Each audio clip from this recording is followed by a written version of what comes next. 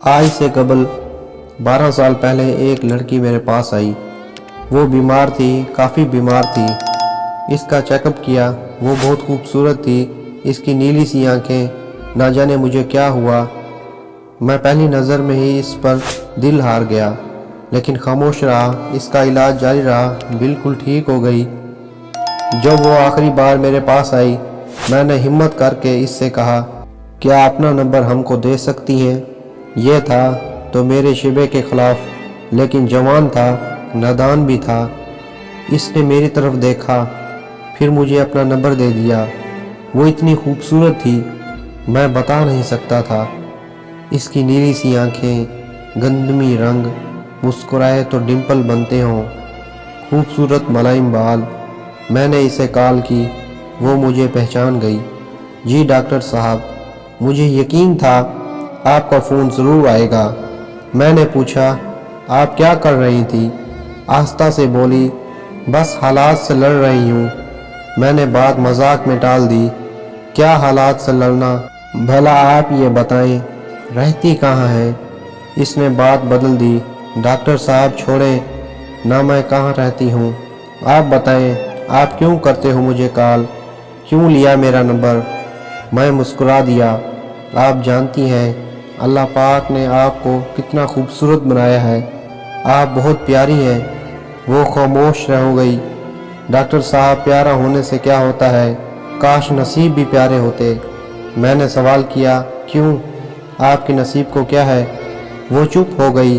Doctor صاحب، آپ time pass کرنا چاہتے ہیں؟ مجھ سے وہ یہ بات کر رہی تھی، میرے پاس مریض آ گئے۔ میں نے فون بند کر دیا۔ ہماری بات ہوتی رہی۔ وہ مجھے کہتی، ڈاکٹر صاحب، آپ کا عشق میں جانتی ہوں کہاں تک ہے، آپ بتا دیں کب کس وقت آپ کو ملنے آؤں۔ اس کی یہ بات سن کر میرے رونگٹے کھڑے ہو گئے۔ میں نے کہا، تم کو یہ بات کرنے سے پہلے سوچنا چاہیے تھا، میں ایسا انسان نہیں ہوں۔ میں نے اس سے پوچھا، آپ کی امی ابو کون ہیں؟ فیملی میں آہستہ سے بولی، صرف امی ہیں اور 2 چھوٹے بہنیں، ابو نہیں ہیں، بھائی بھی نہیں ہیں کوئی۔ میں نے گھر کے اخراجات کا پوچھا، کیسے گھر کا نظام چلتا ہے؟ وہ خاموش ہو گئی۔ عشاء کی نماز کا وقت ہو گیا تھا، کہنے لگی، میں نماز پڑھ لوں؟ میں نے ہاں میں جواب دیا۔ وہ صرف دن میں بات کیا کرتی تھی، رات کو وہ مجھ سے بات نہیں کرتی تھی۔ میں نے بہت بار کہا، رات کو بات کیا کرو، لیکن کہہ دیتی، میں رات کو جلدی سو جاتی ہوں، میں نہیں کر سکتی رات کو بات۔ خیر، ہماری بات کا سلسلہ چلتا رہا۔ 1 سال گزر گیا۔ میں نے اس سے شادی کرنے کا ارادہ کیا۔ اس کی بہت عزت کرتا تھا، کیونکہ وہ 5 وقت کی نماز پڑھتی تھی، اور اس کو دیکھ کر میں بھی 5 وقت نماز پڑھنے لگا تھا۔ میں اس پہ حق جتایا کرتا تھا۔ اس کے ساتھ مجھے اپنے پن کا احساس ہونے لگا۔ وہ مجھے کھانے کا وقت میسج کرتی، پیار سے کہتی، آپ نے کھانا کھایا؟ میں اگر کبھی کھانے سے لیٹ بھی ہوں تو وہ مجھے ڈانٹنے لگتی، لیکن ہمیشہ وہ ایک بات کہتی تھی، ڈاکٹر ابرار، آپ بہت اچھے انسان ہیں۔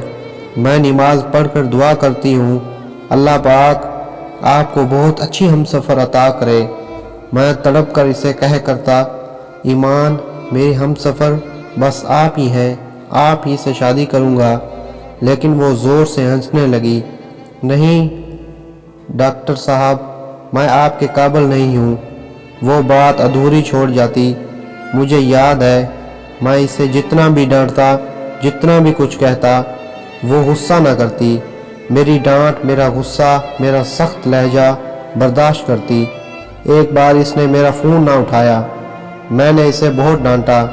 وہ میری ڈانٹ سنتی رہی، پھر آہستہ سے بولی، ڈاکٹر صاحب، میں قربان آپ پہ، جتنا چاہے غصہ کر لیں، آپ کی قدموں سے لپٹ جاؤں گی۔ اس کی اس محبت پر مر مٹ جاتا تھا۔ گھر میں میری شادی کی بات ہونے لگی۔ میں نے امی ابو کو بتایا، مجھے ایک لڑکی پسند ہے، مجھے بہت اچھی لگتی ہے، میں اس سے شادی کروں گا۔ امی ابو نے بھی ہاں میں ہاں ملائی۔ ٹھیک ہے پتر، جیسے تم کہو، زندگی تم نے گزارنی ہے۔ میں نے اپنی بہن، بھابھی، امی کو ایمان کی تصویر دکھائی، سب کو بہت اچھی لگی۔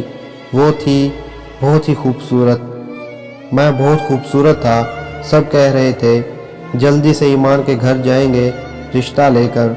میں نے ایمان کو کال کی، ایمان اپنے گھر کا ایڈریس دے، میری امی ابو آپ کے رشتے کے لیے آ رہے ہیں۔ اس نے فون بند کر دیا۔ میں بار بار فون کرتا رہا لیکن اس نے نمبر بند کر دیا۔ 5 دن گزر گئے، اس کا نمبر بند تھا۔ میں بہت پریشان تھا، اس نے کبھی اپنے گھر کا ایڈریس بھی نہیں دیا تھا۔ میں بہت اداس ہو گیا۔ میری اس قریبی دوست کی شادی تھی، مجھے بھی انوائٹ کیا۔ میں نہیں جانا چاہتا تھا لیکن انہوں نے ضد کی، مجھے جانا پڑا۔ وہ دوسرے شہر میں تھا، میں وہاں گیا۔